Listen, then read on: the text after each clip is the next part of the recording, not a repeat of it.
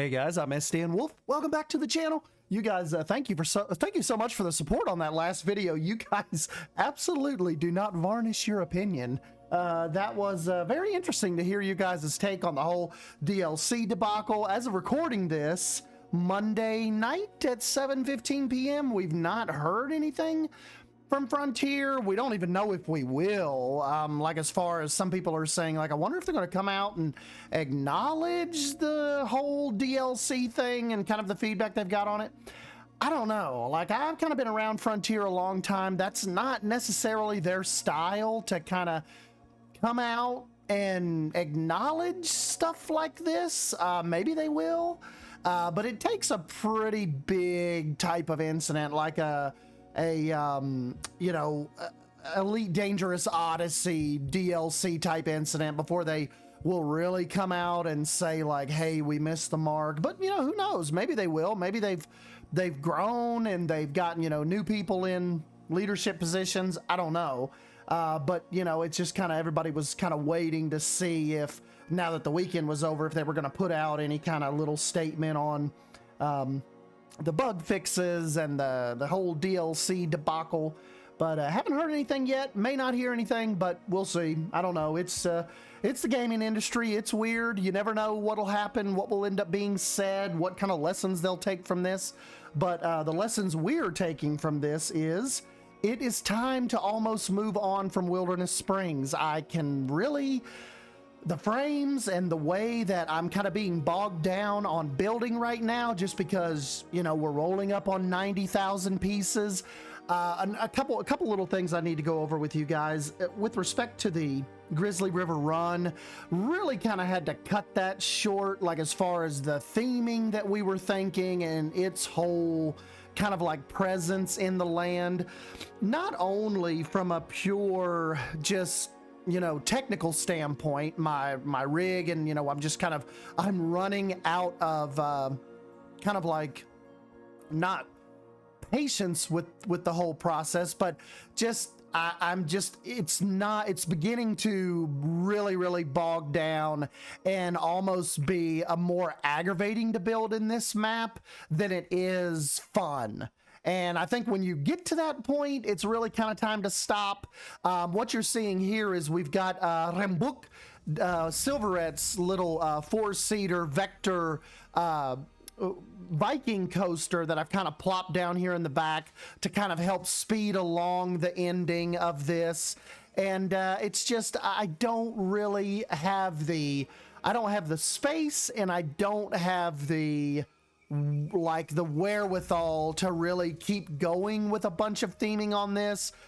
Honestly, you know, I've been going hardcore at this for, you know, almost 2 months now, and honestly, I'm just ready to move on. Like, I love the project. It's been an absolute blast, but creatively on this project, I am just spent now. I'm ready to try some new things. I'm ready to go back and, you know, try a whole different theme. And you guys saw that I think we're going to head to the islands. We're going to do a tropical theme once we wrap up with Wilderness Springs. But yeah, it's just one of those things where it's kind of like I'm ready now. We did what we set out to do.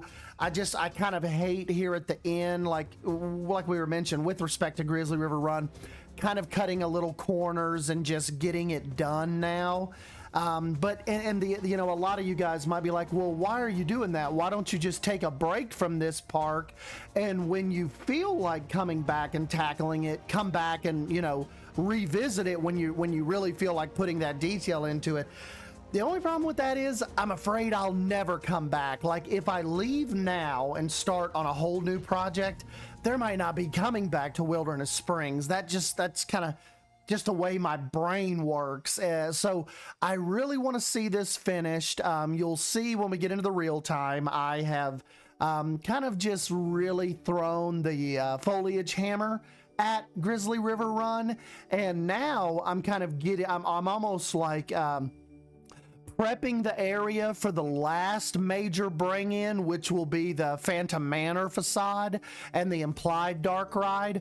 I mean, you know, we're at a point on this park where it wouldn't even be feasible to create a real dark ride and you know, bring it into the park. It's just, I think we're just going to have to you know, let your imagination tell the story of what this manor has inside. And sometimes that can be fun as well, instead of me like putting out a product or, you know, putting out this idea, me just doing the facade, and we can just imagine what would be inside that, or what type of immersive dark ride this park would have. I think we need to remember that for future projects. We need to be like, we want real entertainment and real rides in some of these parks, instead of so much being implied. I think that's what I'm going to do with the next project. It's not going to have like real actual guest rooms, but it's going to have a working lobby. It's not going to be so much implied as Great Falls Lodge is, where it's all just covered and you never look at the inside. That front lobby, you know, I think that's just taking the next step in our Planet Coaster 2 journey to see if we can do it, see if we can practice it, see if we can make it believable and make that happen. And I think that's going to be fun about the next little island, you know, water park resort project. If you haven't got to look at any of that of what I'm thinking, check out the community tab. I just posted it this morning. Well, by the time you're watching this, I posted it Monday morning, but I think we're going to pivot to a like an island Hawaiian type of water park resort. And one of the kind of the angles of it that I was telling you guys this morning I think would be cool is almost if it's an offshoot of Wilderness Springs, but more so like it is in the Wilderness Springs collection, but it's in the Hawaiian Islands. So you've got a fully tropical resort, but it's all kind of under that same wilderness umbrella. I think we could put a really, really fun spin on that. The only thing that is kind of weighing on me a little bit is, you guys know, with Sandbox, we don't have a oceanfront map, which really, really sucks. I've even tweeted out to Frontier and like, please let us have that, guys. Get us a oceanfront park. Like, get us that Sandbox where if we want to build an oceanfront, you know, a theme park, water park, hotel, we should have that option with a water park, you know, tropical themed map and tropical game. So hopefully they'll look into that for us. But that is the direction we're going. And do I have any regrets with Wilderness Springs? No. Like, I think we put out a quality product. I think for it, we have to remember Wilderness Springs started out as just a little experiment map. It literally started out with Odin's Leap and, you know, Thunder Bay and the, you know, the Wade Pool. It literally just started out as a map to test the pieces and see what Planet Coaster 2 had to offer. And then it morphed into this huge, massive, you know, multi hundreds of acre property resort, all-inclusive, you know, theme park, water park combination. Went past, I think, anything of what we originally conceived that this project could have been. And you know, I just, it's so cool that you guys stuck with me through this, and more people, like, for some reason that last little video, the video before that where we really kind of introduced the mine train ride, that video, like, I'm still getting people commenting on it, getting subscribers from it, people just wigging out over that build. And you know, that was one of those things where I'm glad I was still in the creative mind of making that happen, instead of just, you know, chunking it full of a bunch of foliage and rock work and calling it a day. The only little thing that we did leave off on that, and it's what Wyatt Andrew Workshop had talked about, and a couple of you guys had mentioned, was the queue. We were talking about doing a really immersive queue for that ride.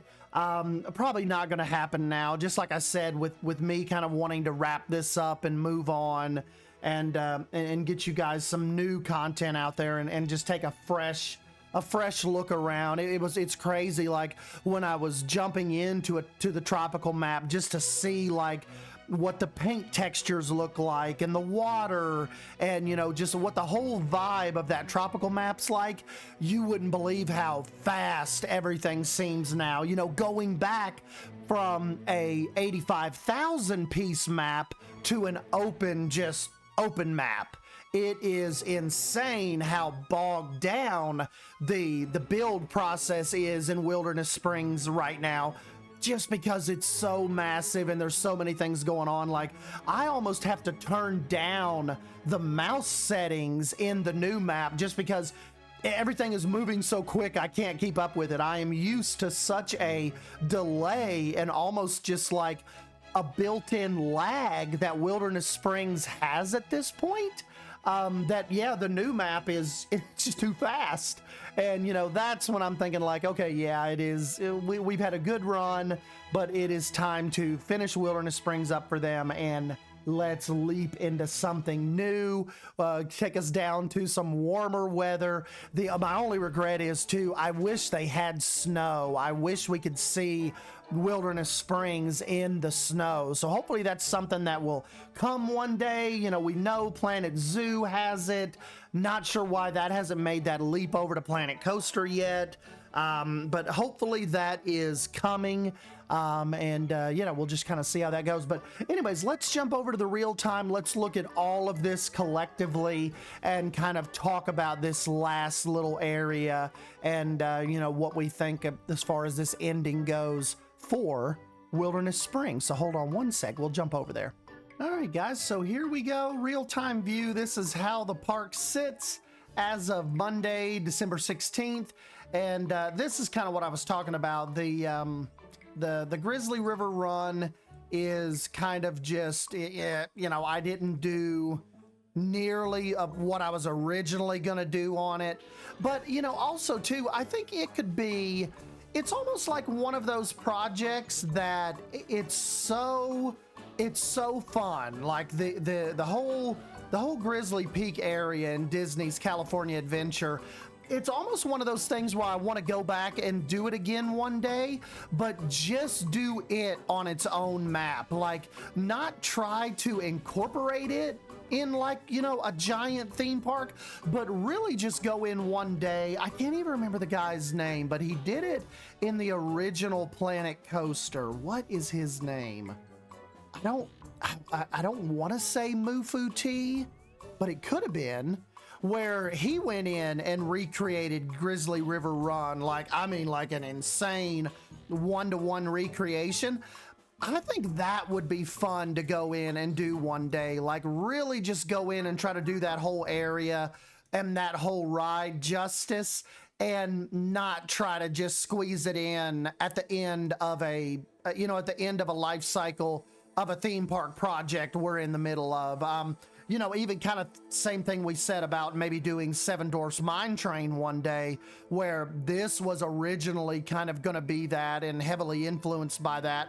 But, you know, we kind of pivoted towards the end and kind of did our own little thing with that. But yeah, I think there's going to be plenty of inspiration and you know, who knows, maybe actual pieces that are, you know, that we can use in the future that will help us, you know, kind of achieve that authentic Grizzly River Run look that we're going for. So just kind of wanted to put that out there. Definitely keeping that in the back of my mind, where maybe we will go and try a standalone Grizzly River Run someday. This little coaster back here, this Rambukk by Silverette, this is just almost too cool not to use back here. And we even said we wanted to get a coaster back here, you know, at least with a couple inversions, like a really, not just have every coaster in the park be, you know, essentially family oriented. So this has just got that awesome first launch. Even has this, comes out of this into like a little zero-G roll. So freaking cool and smooth. So I think this, you know, Sylv putting this on the workshop really kind of helps me even furthermore kind of tie up the loose ends back here. I put some forestry in back here where Willow Grove is. The only thing about this is, though, somebody mentioned about like, well, what if people are having a wedding back here and they can like hear the screams and the roller coasters and Big Grizzly Peak and all that? And I'm like, well, if they're having a wedding here, that might be one of those things where they just kind of expect it, and maybe it wouldn't be too bad because it is kind of like a farther, more quieter area of the park than kind of the hustle and bustle over here where Fire Chaser is, and the country fair, and kind of like the main street where the parades and stuff would be happening. So we'll kind of go with that. Like maybe all of this buffer in the woods right here is a good buffer zone for the weddings and the more quiet resort.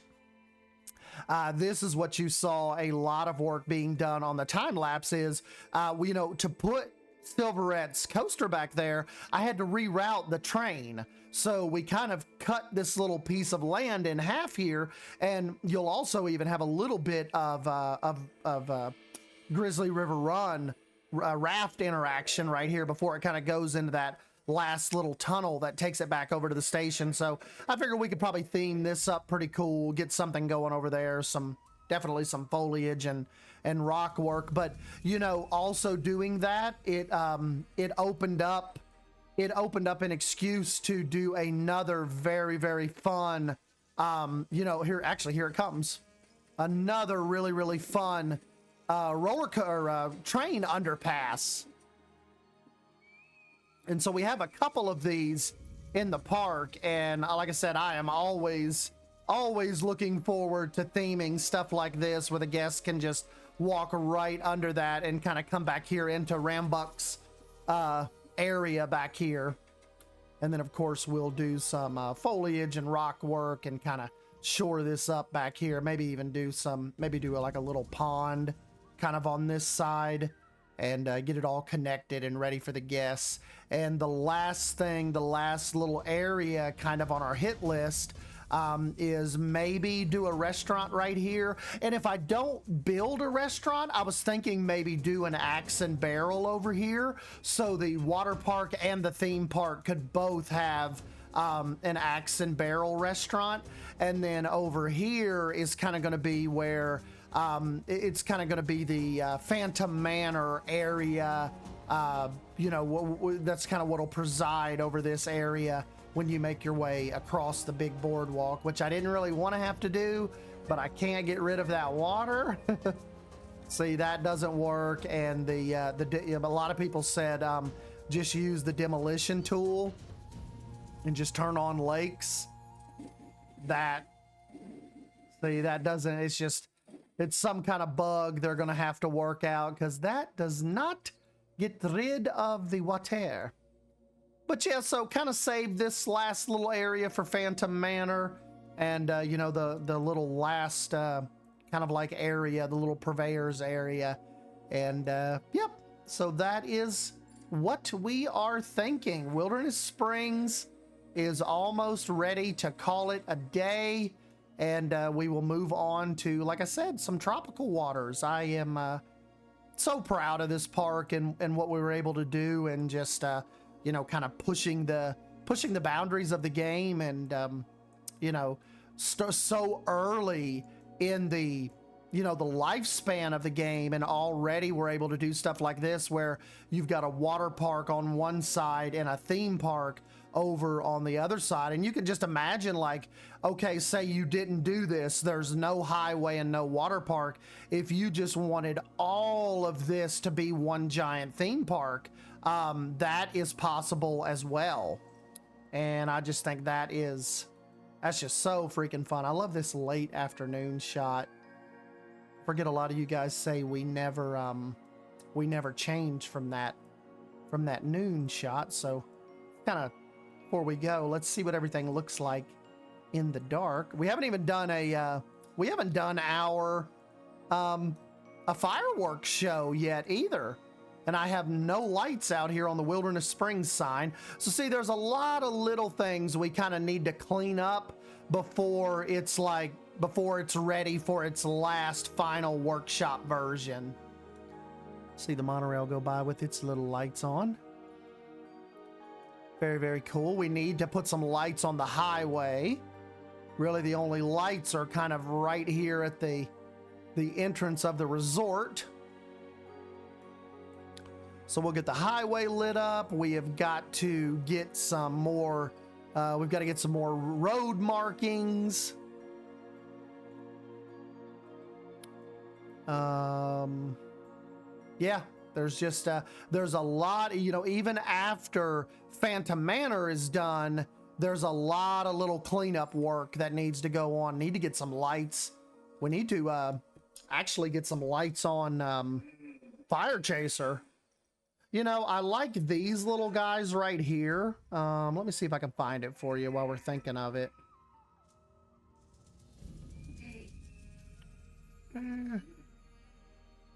Where is that?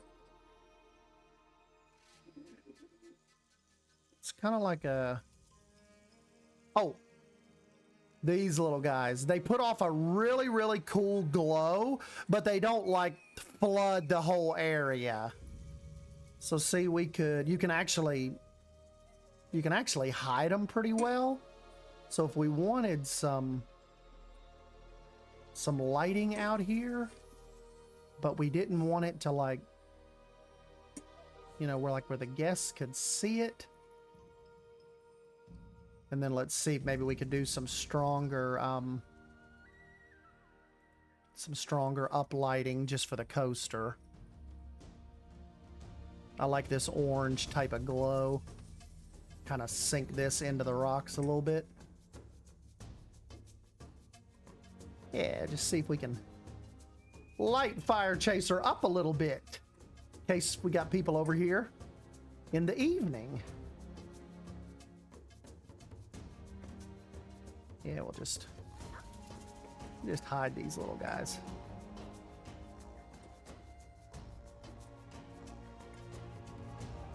Over here at the entrance, a station building.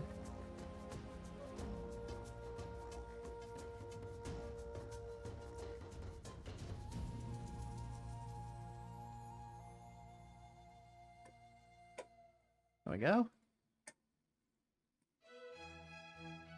Then of course the cabin is lit up enough. Get back and take a look here in a sec, see what all this looks like. Yeah, there we go. Now it's just not so kind of... Had it a little dark and dead over here. Had not even paid attention to that. Get these trees lit up a little bit. And a little bridge area.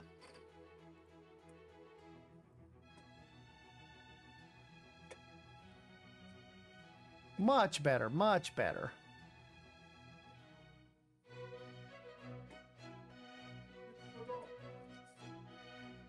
All right, let's move all this and take a look.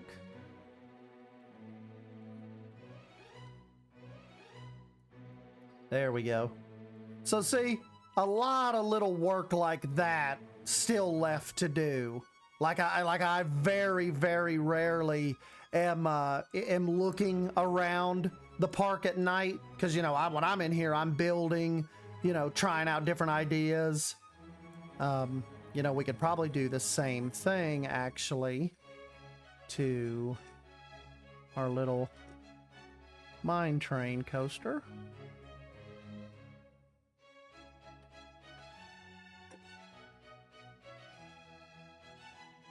Kind of get its little area, lit up a little more so it kind of has a little more presentation from the path.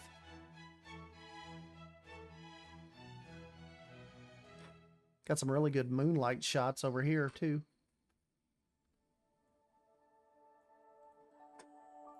You know, you almost want to leave it like a little mysterious. You don't want to light it up like, you know, like the moon. But, you know, at least give it enough to where if people are over here walking by in the evening, you know, like, look how much more presence that has now. It's just, it's so much, it's so much more dramatic now, and I just think, you know, those just little bit of light effect can make all the difference for your nighttime shots. So yeah, watch your eyes a minute, guys.